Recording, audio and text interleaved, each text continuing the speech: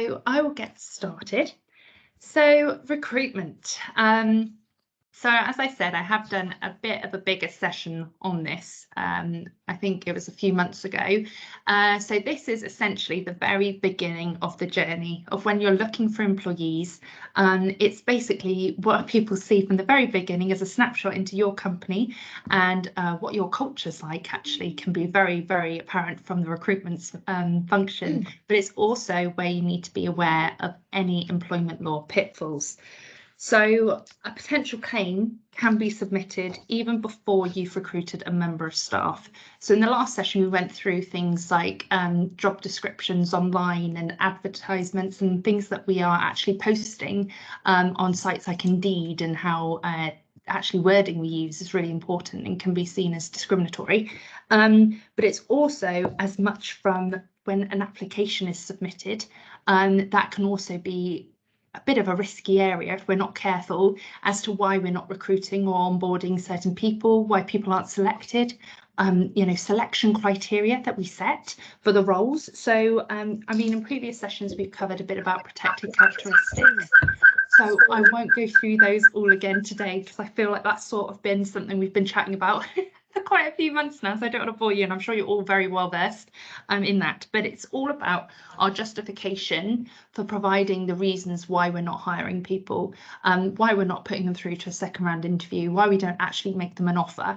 And it can't be a very, very recent example. I had a phone call from a hospitality client, and they said, actually, we're quite a young business, and we've got an individual here who's applied for a recruitment for a reception manager. And I don't want to hire them. And, I asked, what's your reason for not hiring them? And actually, it's because they didn't fit in with the vibe, which I hate that word, the vibe of the establishment. And I was thinking, what does that mean? The vibe of the establishment? And it was pretty much because of her age. So obviously I said, we might need a different reason for that.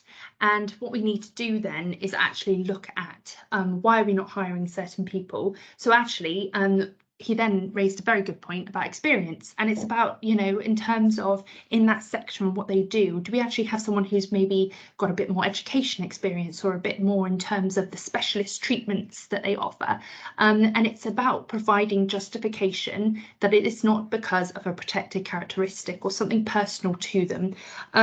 So I mean, that is pretty broad on justification, and I'm more than happy to answer questions about that. But it is very much, when you think of a role, you can't just say someone doesn't feel like a good fit anymore. We need to come up with reasons as to why. So that is maybe a factual reason, something in their CV that's not, say, as good as somebody else. Or actually, what is the reasoning for it? And it's a really one which we need to sit down and think long and hard as to why we're not offering certain people the roles that they're going for. Now, in the recruitment, I am very aware that people probably do offer letters. That is another area where we need to be quite careful. So obviously, once we put any sort of terms and conditions of employment in an offer letter and send that to an employee, we are essentially sending them a contract. And that's how we've got to think about it. It's because as soon as you're putting all that information, you're setting out the terms and conditions. In an offer letter, we would strongly recommend you do put conditions of employment. So that could be right to work in the UK, subject to references. You might want to say subject to a DBS check. You could have different criteria, but actually, as soon as we send that offer, we have made, I think we could possibly say, a formal offer. So we need to ensure that there are different factors in place in that offer letter to protect you as a business, because we can't then rescind that offer. As soon as we put that in writing and sent them to that individual, they've met all the conditions, actually, and then we think, not a good fit.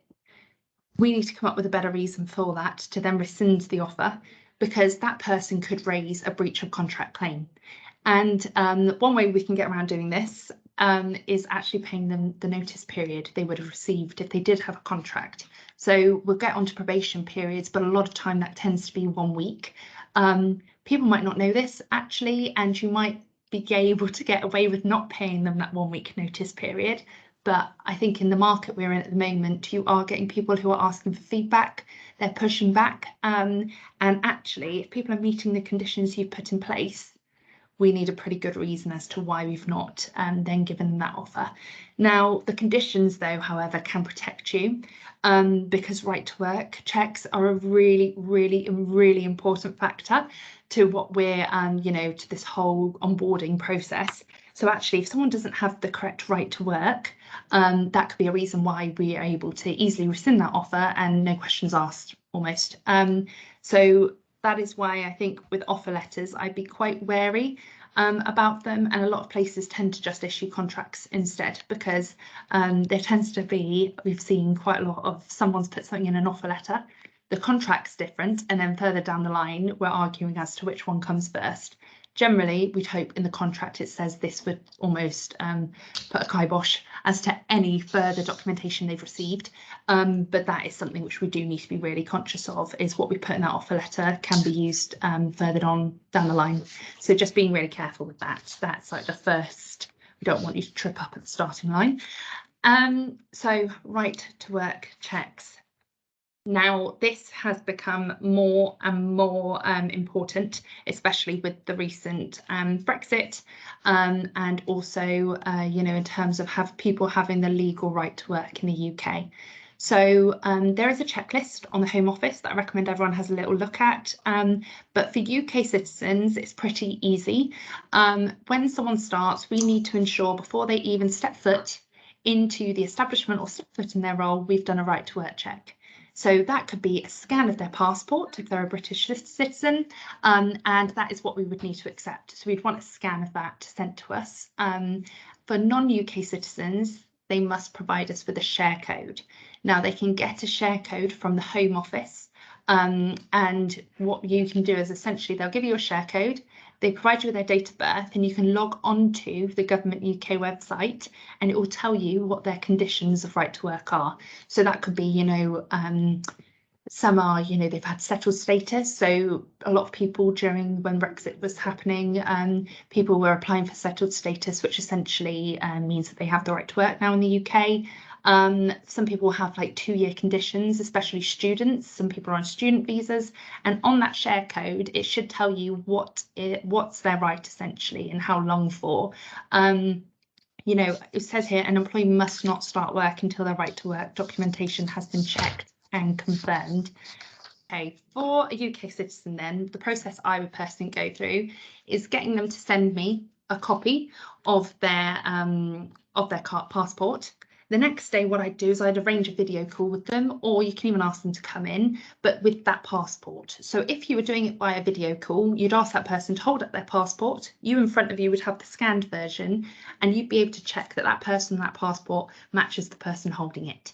And we have seen cases where actually there's been an individual who's got the role, come through, done all the interviews, done all the checks, but actually when they were doing the calls after and they were actually doing the work, you couldn't see more than the top of their head. So their video camera, someone didn't do the check essentially, and it turns out that a different person was doing the work than the one who was interviewing, and it was like a bit of a big case, and you do get that. So people who are basically serial interviewers get people roles, and once they're in the role, it's a different person who showed up to work. So with that then scanned version, you're on the camera with that person, you can see it's them holding their passport that you've got a copy of.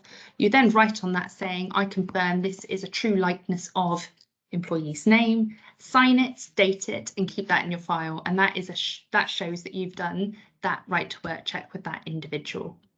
So the same thing for someone with a share code, I'd still ask for a copy of their passport, copy of the share code, have that documentation together, sign it, I confirm this is a true likeness of insert employee's name, but then you've got that on file. Now, if that person has, say, like a 2-year sponsorship, I'd set a reminder in my calendar to check that. And I do it probably 4 months, 5 months before the end date or the expiration date to ensure that we are on top of it. So it's almost, we've got here, you can see in the blue, implement a no legal right to work, no interview policy. So we can say here is even a no offer without that right to work check. You might have even said, or you put that in your offer letter, it's conditional on your right to work. Because if someone doesn't have that, we do not want you to be fined £20,000 for each person. And if you don't have this currently in place, I strongly recommend that you go and have a little look through to make sure you've got everyone's copies of their right to work. So signed, scanned passport or share code, because if the Home Office did audit you, you'd want to ensure you have that to show that you've done those checks. So that could be a takeaway from today, is please go ahead and do your right to work checks for your current employees and moving forward for any new starters. Okay, so we've got their right to works, we've made the offer, we've got people on board. Now what? So a contract of employment. So an employee needs to be given a contract the day, ideally before, but on the day they start work. That is a part of employment legislation. People have to be provided with their terms and conditions of employment before they start work, or at least on their first day of work. So in 2020, April of 2020, the Good Work Plan came into place, and that essentially was the government's commitment to ensure that people were able to see the terms and conditions of employment, see what sort of, it was a wide range of policy changes that the government brought in, and that essentially means that everything that employees are entitled to has to be put into that contract of employment. So that's things like holiday, what sickness entitlements they're able to get, whether that be SSP or if you offer any sort of company sick pay, any benefits. So if you've got a cycle to work scheme, I've popped that in my contract. It's a bit about salary, when people are going to be paid their salary. So you might say the last working day of the month. It's putting that amount of detail into those contracts. So we also recommend that you include an employee data protection privacy notice. So that's what you're going to do with that individual's information, where you're going to store it, what reasons you're keeping it. And I'm pretty sure there'll be templates online that you can get for that. But that's just going together, it mixes together your GDPR, your contract of employment. And yeah, we've got here, an employee must not start work until they have a contract of employment, or at least on their first day. However, I'm really hoping that everyone gets one signed before they come in. So it says there, automatic award of 4 weeks pay at tribunal for breaching a statutory right. It is a statutory right to have a contract. So actually, if we've got employees now who don't have contracts, similar to a right to work check, I'd be issuing contracts of employment to everybody, because people need to know, and it's just a fairness thing about, you know, what they're going to be entitled to and what they can expect working with you. So that's even things like hours of work. What are my contracted hours each week? Here I work 40 hours, that's in my contract, times 9 to 5:30, and breaks. I get a 30-minute lunch break, unpaid. So it's that a level of detail you'd need to be putting into your contracts of employment. And I'm sure that there are templates online. Please feel free to get in contact. And that's something that we do quite often here at HR Dept, is we do basically look at people's contracts of employment and do checks, seeing what people have got in place, what we recommend adding, and essentially doing a bit of a review of your terms and conditions that you're offering employees, and any information that you want to keep in there. Things like, don't know if you'd use it, but garden leave. You can't put somebody on garden leave unless it's in their contract of employment. So it's little things that actually, as a business, contracts tend to be, I would say, 12 pages long, and they're filled with information. But that is all things that you can rely on later on down the line, and that is why I strongly recommend having it, because it's as much protection for the employee as it is for you. Okay, so I've got here a couple of questions that we've had before. So it's what happens if an employee does not sign the contract of employment. So if they turn up to the job, doing the job, and they're still taking pay, you can assume that they have signed that, because it's implied that they are working under those terms. So if you've got contracts that you've issued but you don't have signed, I would go ahead and ask employees to sign that. But I think as long as you've issued a contract, it's not necessarily as important if it's not signed. And can contracts be changed? So yes, you can change contracts of employment. However, people need to enter into a 30-day consultation period. So that means that if you wanted to change the day in which you pay somebody, I mean, you could argue that there's not a massive change to that person in terms of are they going to get impacted, But what we'd need to do is say, instead of the last working day of the month, we're actually going to be paying you on the 15th of the month. The reason for this is because of payroll, and we want to ensure people are getting their paid well in advance at the end of the month, and we're just basically giving a set date. Then you'd have to say to employees, this is what we're planning on changing, this is our proposal, this is why, you're happy to sign up to it, please, you've got 30 days to do so and talk about it. After that, it's assumed you're working under those terms. So that is how you would change an employment. You have to give people 30 days in case you want to change it. You'll find you'll get a lot of pushback unless there's a sweetener. So we've got some companies recently that have tried to change from, 10 days company sick pay to 5.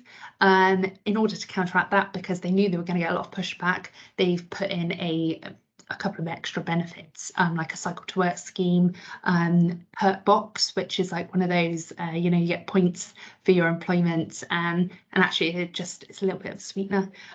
So we tend to do that even with promotions. People like to change notice periods, that tends to be a big one, because when most people start, you would possibly say a 1 month notice period, but actually as people start getting their length of service and they get more senior, you then would want to put them on a 3 months notice period. So you could say, alongside your promotion, we're going to be changing your notice period for 3 months, 30-day waiting period, consultation, boom, that's how you get around it. So there are ways to get around it, but it's always nice to have a sweetener. So if you know you've got a big change coming up, have a little look to see what you can do in terms of sweetening the deal. And I think you'll find that you'll basically get a lot more sign up quicker than those 30 days. So in terms of then for an onboarding, we've done the right to work check with the individual. We've provided them with their contract or an offer or both. What else do we need to provide them on their first day? We need to go through any key policies. So that could be if you've got a company handbook, I would definitely be providing them with one of those. In terms of policies, it would be really good to have on file, and you probably do need to, is things like a whistleblowing policy, grievance and disciplinary policy, any sort of family friendly ones, so about maternity, paternity leave. Even if you only offer statutory, still nice to have. Flexible working policy, again, they're very standard. So I would just have like a bit of a suite of policies that you provide to people. I'd also be providing people their job descriptions. So, this is what you're doing, and these are the main parts of your role. Actually, hopefully you've already done that as part of the recruitment, that job description, so you saved yourself a job there. And then any other things like key objectives. That's always a good thing to have on your first day. And this is what you would probably go through an employee during an induction. So when the new person starts with their contracts, their right to work, you're now got their first day, they've come in. Planning is key here. So an induction programme for new employees is so important, and it can make or break an employee's employment with you. And actually, it's that very first initial impression. So we need to make sure that we're prepared for that. So there's been research that's obviously stated that induction programmes benefit both the employers and the employees. And it includes reducing turnover and absenteeism, because if you make people feel that you're prepared for them, you're ready for them, and you're excited for them to start, then they feel that and they're more willing to come on into work, and actually we're just creating that nice environment. So an induction plan can include things like who to meet, who are the key people who this person's going to be engaging with on a long-term basis. So that could be, for example, their line managers, managers. It could be the team. If there are certain stakeholders who deal with it, it's about making sure that they're kept in on calls, that actually they're meeting all those people, and those people are aware that that person's starting. So you're starting to bring them into the business. Obviously, you can set it out over a week, so you don't have that poor person in back-to-back meetings on their very first day. But it is about over that week experience, making sure that they obviously are basically meeting all the people they need to. I would do that in the first week for sure. In the first couple of weeks, I'd be looking at what training does that person need. Obviously, health and safety training would be possibly compulsory. If there's part of their role which they need to get training in order to be able to do their role, I'd be doing that in the first couple of days. So you can almost put a bit of a training plan in place. What do you want for this employee? What do you see long term? What do you see over the month of things that they need to do? Another one could be, getting their details. So who are their emergency contacts? Who are their next of kin? It's about having that information on board. Payroll, what's their bank details? Even it's as simple as showing them where the bathrooms are, where do they hang up their coat, where do they put their stuff, is there a locker system? You know, I think we've had a new starter today and she raised a really good point on who buys the milk. We hadn't thought of that before, but actually it's little questions like that that people have all these sort of swimming in their heads, and we need to just make sure that they feel, you know, included and obviously aware of what's going on. So obviously who's buying the milk's not as important as your training, but it's still little questions on the first hour. That's the sort of thing I'd be showing. Here's the bathroom, here's the kitchen, this way hang up your coat, your bags go in this locker here, and it's just really trying to settle them in.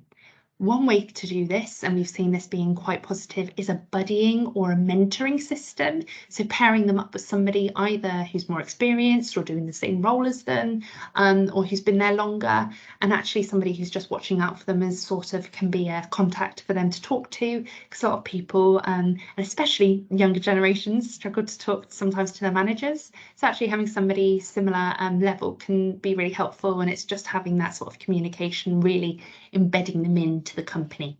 And that's what the key to an induction is. It's getting them to feel as comfortable in their role and in the business as possible, as quickly as possible, so that they feel, you know, that they've got that ownership, which is such a big part of, you know, why we come into work, is we sort of enjoy feeling like we're one of the team. And some people are, when I first started here, I think I was the first new starter in over 4 years. So everyone had known each other for about 4 or 5 years, some upwards of like 7 years.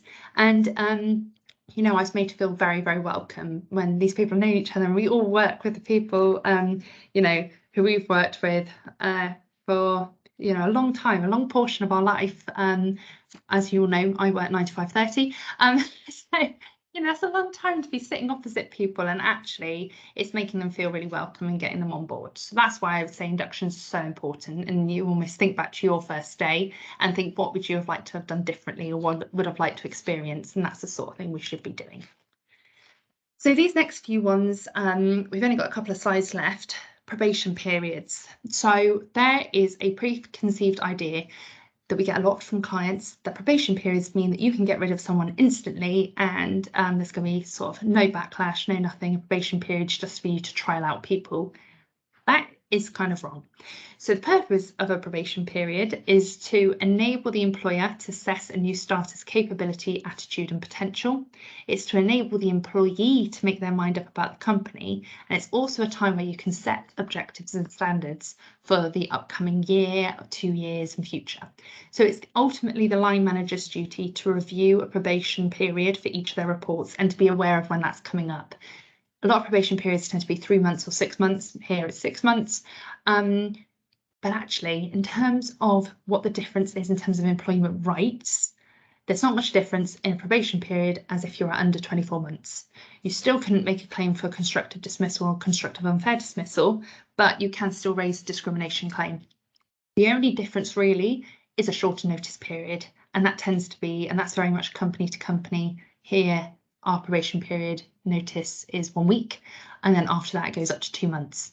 So that is the difference really with probation period. But going back to all of our other conversations about grievances, people in probation periods can still raise a grievance, they can still raise a discrimination claim, still raise a breach of contract. So that's why when people sort of think, oh, it's a trial period, I'd be really careful with that. It is to assess a new starter's capabilities. You can run a reduced process because they're under 2 years, but there is really no different. Happy to answer questions on this, because I think this might be one where we possibly we get a lot of pushback from clients, but that is really the only difference with probation period, is a shorter notice. So just to flag that to you. But it's also about making sure there should be no surprises in a probation review. We need to be making sure we have monthly contact with people, even weekly contact, so that they know where their performance is. It shouldn't be they get to an end of 6-month period and actually we're then saying we're bringing your employment to an end because of XYZ. They should be aware of that. There should be no surprises. So we've got 2 more slides, and we've gone through these before, but obviously just going through with the whole right to work checks and storing records and data privacy, GDPR is so hot right now, so we need to make sure that we are storing employees' records correctly. How do we do it, and where? I would say in a safe location. So do we have HR information systems? If not, do we have a secure Dropbox which is password protected on our computers? If we are doing hard copies, where are they stored? So I'd be looking at how safe is that information? Is it in a locked filing cabinet, or is it just in a top drawer? You know, it's all about making sure. So we've got here Forth, so that would be like an information system. So that could be, you know, in terms of the hospitality industry, they use a lot of Forth, which you could also say Toolkit is another one. I don't know if people have heard of that. But it's about who's got that information, who's got access. If it's in your top drawer right now, I'd be looking to move that into a locked filing cabinet, or even scanning it and then destroying a hard copy, and then just putting it into a secured location where only people who need to see it can see it. Why do we say that? Is because obviously without proper records, it could be difficult to monitor performance, and obviously we don't want to get to a point where we don't know where someone's employment contract is. But why we store it correctly and securely is because that's private information, and if it got into the wrong hands, obviously that could be considered a data breach. So we don't want to do that. I think the other bits we have gone through before, so I would strongly recommend looking through. I think we've definitely done a lot more in depth for the recruitment session. But in terms of when to destroy, we need to look at what's reasonable. So, you know, in terms of storage length, we'd say the law of contract has a general limit of 6 years, but it would be, why do you really need to keep Jen from payrolls, you know, information? Why do you need to keep that for 6 years after she's finished with you? That would be, you know, if someone was doing an audit, they would say, well, is it really, do you need to have her bank details now? You've not been paying her a wage in 6 years. So it's about using what you believe is reasonable, you know, in terms of actually we do want to keep people's contracts on file for a bit longer in case there are cases where we do need to provide references. But generally after 6 years, if someone's left and you've not heard from them, I'd be destroying those documents. So it's just, you know, where the information is kept, where it's stored, and what information you're keeping, and it'll be all on the law of reasonability. So how reasonable is it, what you've got? And then the last slide, our favourite. Hopefully we've heard, some of you have heard about this, but also I hope you haven't, because data subject access requests is called a DSAR. So because of GDPR, employees can actually write to you to request what you as a company or an organisation, what personal information you have on them. So I could say, go to one of my ex-employers and say, I want every single email, I want every single written document, piece of information that includes my name, Laura Dunn, and they have to provide me with that. So the Data Protection Act of 2018, you can make a subject access request for free, and the company has to provide you all the information they have. Now they can redact in terms of if there's private information, but if I've said I want every single piece of information, they have to provide me with it. Now, the reason why it's important we know about this is why it's so important, especially during the recruitment stage when we've not, you know, hired somebody. We haven't put, I haven't hired ex-employee candidate name because they are too old. Because, you know, any reason like that, I would not be putting that full name down in any written form, because if that person then makes a data subject access request, they can get that information from us. And anything that we write, we need to think, could this be seen in a tribunal court? Because if you've written something that you're a bit thinking, oh, I would hate for this to be read in court, don't hit send. Because this is sort of where we are at the moment, and we're seeing a lot more people tend to put in a DSAR request alongside a grievance. And you can imagine the sort of things that have been going on in Slack conversations, Teams conversations. It could even go as far back as WhatsApp conversations. So just be really careful using any employee's name, and even putting their initials. We've had somewhere someone called someone a different name. They used like a code name. Person found out and asked for the code name. So this is why I'm just saying be very careful what we put anything in writing, especially in the onboarding process of recruitment and moving forward. Just please be careful about that. If you don't want it read out in a court of law, don't put it in writing. So on that cheery note, the end of the presentation, a bit on onboarding, but it's more about just making sure we're storing information. We've got all the bits and pieces, right to work checks, contracts, and then hopefully that is it. We're giving people the best start. And yeah,